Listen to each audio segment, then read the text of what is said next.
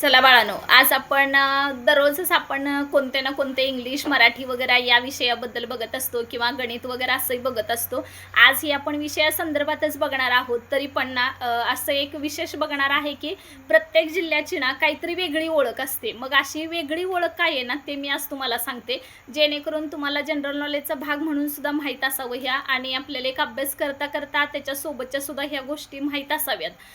हेही म्हणून बघूयात आपण कोणकोणते आहेत. आणि प्रत्येक जिल्ह्याला का नाही, कुठला पण जिल्हा असू दे, स्वतःची काहीतरी स्पेशालिटी असते की नाही सांगा. मग तशी स्पेशालिटी, आता मी तुम्हाला काही प्रश्न विचारते, तुम्हाला बघा जमतात का नाही, तर मग मी तर काही उत्तरं सांगणारच आहे.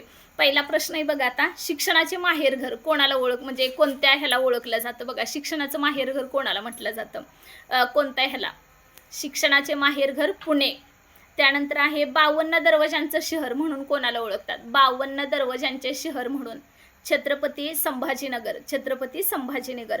त्यानंतर शूरवीरांचा जिल्हा म्हणून कोणत्या जिल्ह्याला ओळखलं जातं? शूरवीरांचा जिल्हा. जास्तीत जास्त सैनिक भरती होतात त्या जिल्ह्यातले, जास्तीत जास्त मुलं सैनिक ह्याच्यासाठी उतरतात. तर असा जिल्हा कोणता आहे? शूरवीरांचा जिल्हा सातारा. परत द्राक्ष नाशिकला. त्यानंतर पांढऱ्या सोन्याचा जिल्हा, पांढऱ्या सोन्यांचा जिल्हा म्हणून कुठल्या ह्याला ओळखलं जातं? तर यवतमाळला.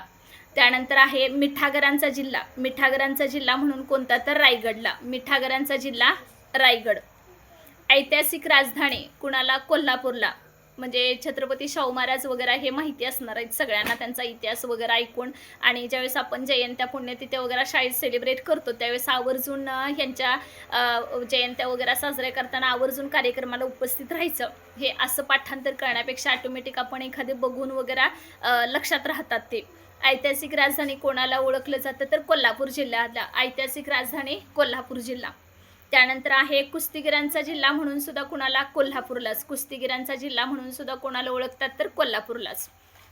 त्यानंतर संत्र्यांचा जिल्हा नागपूरला. तुम्हाला सहसंबंध म्हणून एक बुद्धिमत्तेला प्रश्न असतात बघा, त्याच्यामध्ये हे खूप महत्त्वाचे ठरतील तुम्हाला.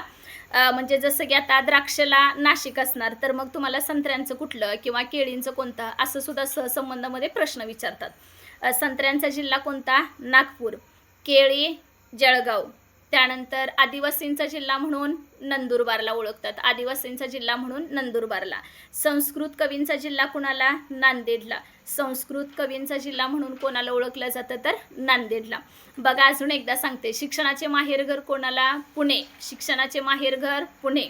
52 दरवाजांचे शहर छत्रपती संभाजीनगर. बघा, तुमच्या कितपत लक्षात राहिलेले आहेत, मी सांगितले होते तेव्हा.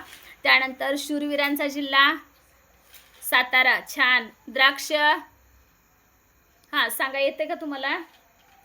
नाशिक. त्यानंतर पांढऱ्या सोन्याचा जिल्हा यवतमाळ. मिठागरांचा जिल्हा रायगड. रायगड. छान. ऐतिहासिक राजधानी कोल्हापूर. कुस्तीगिरांचा जिल्हा कोल्हापूर. छान. म्हणजे ऐतिहासिक राजधानी कोणती आहे? कोल्हापूर. कुस्तीगिरांचा जिल्हा कोल्हापूर. संत्र्यांचा जिल्हा नागपूर.